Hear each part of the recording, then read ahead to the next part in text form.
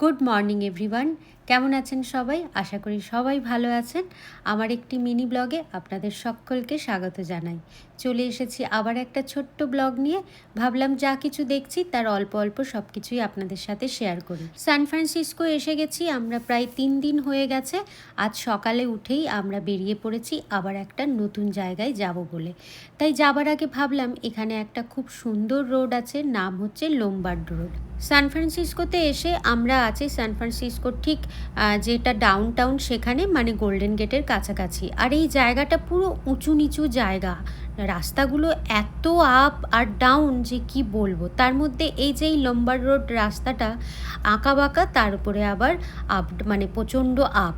মানে এখন দেখুন এমনভাবে নামছি পুরো খাড়ায় থেকে একদম নিচে, মানে এখান দিয়ে নামা তো যায় কিন্তু গাড়ি নিয়ে ওঠা যায় না।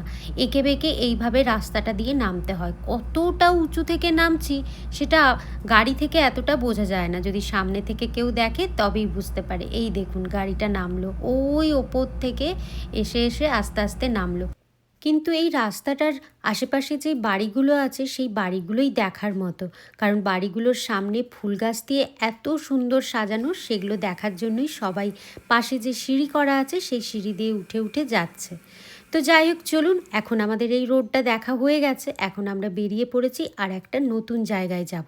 এখান থেকে প্রায় 3.5 ঘন্টা 4 ঘন্টার মতো লাগবে। আর দেখুন পাশে প্রশান্ত মহাসাগরের জলটা কি সুন্দর লাগছে, পুরো ডিপ নীল, কি অপূর্ব যে লাগছিল বলে বোঝানো যাবে না। চলে এসেছি আর একটা পয়েন্টে, মানে যেখানে যাচ্ছি সেই যাবার পথেই আমরা বিভিন্ন জায়গায় থেমে থেমে সুন্দর সুন্দর সিনারি দেখতে দেখতে যাব। তার মধ্যে এই জায়গাটার নাম হলো মুড়ি পয়েন্ট। এইখানটাও দেখুন একটা সি বিচ, কিন্তু কি অপূর্ব দৃশ্য।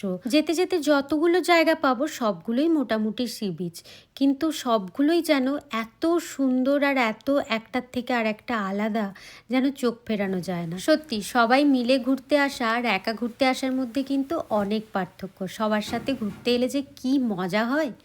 যাই হোক, চলুন, এই জায়গাটা তো দেখা হয়ে গেছে।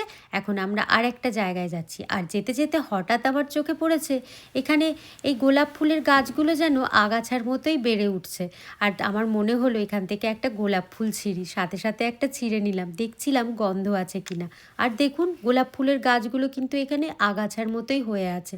কি যে অপূর্ব লাগছে দেখতে, বলে বোঝানো যাবে না।